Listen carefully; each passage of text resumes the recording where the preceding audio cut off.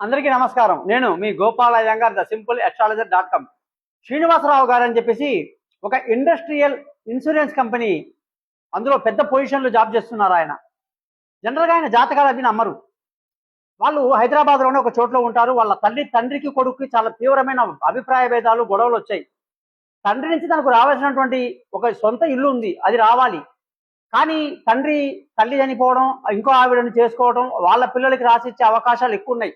ఆ గొడవల్లో అతను ఏం చేయాలో తెలియక, తండ్రి మీద పగ ఎలా తీసుకోవాలో తెలియదు. తండ్రి స్థానం కాబట్టి గొడవ అయిపోయింది. ఎలాగో నా పేరు విన్నాడు, నా దగ్గరికి వచ్చాడు. వచ్చింది కూడా చాలా ఫారెన్ కార్లో వచ్చాడు.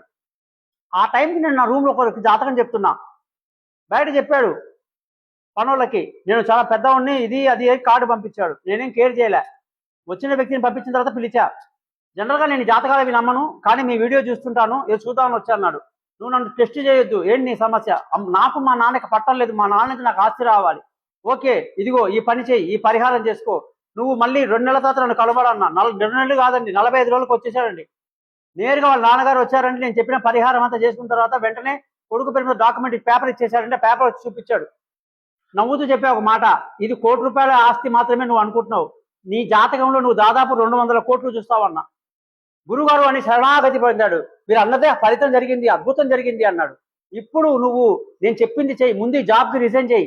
ఈ పెద్ద 2 లక్షల జాతం పనికిరాదు, నువ్వు దుబాయ్లో ఉండు, అక్కడ నువ్వు సంపాదిస్తావన్నా. ఇప్పుడు ఇవాళ దుబాయ్లో రియల్ ఎస్టేట్ వ్యాపారం చేస్తున్నాడు. ఆ పెద్ద కంపెనీకి 200 కోట్ల టర్నోవర్లో అతను చాలా పెద్ద జాబ్లో ఉన్నాడు. అందులో వాటాదారుడు కూడా చేరాడు. మామూలు మనిషి కాదు అతను, బ్రహ్మాండంగా జీవిస్తున్నాడు. ఇలాంటివన్నీ అతను ఫేస్బుక్లో నా మీద కామెంట్స్ కూడా పెట్టాడు. చాలా అద్భుతంగా ఉంది, మామూలు మనిషి కాదు ఈయన అని చెప్పి. ఇవన్నీ మీరు గమనిస్తే ఎవరు కరెక్ట్ అస్ట్రాలజరో మీకు తెలుస్తుంది. మీ యొక్క ఏ ఫీలింగ్ ఉన్నా కామెంట్ చేయండి. నమస్కారం.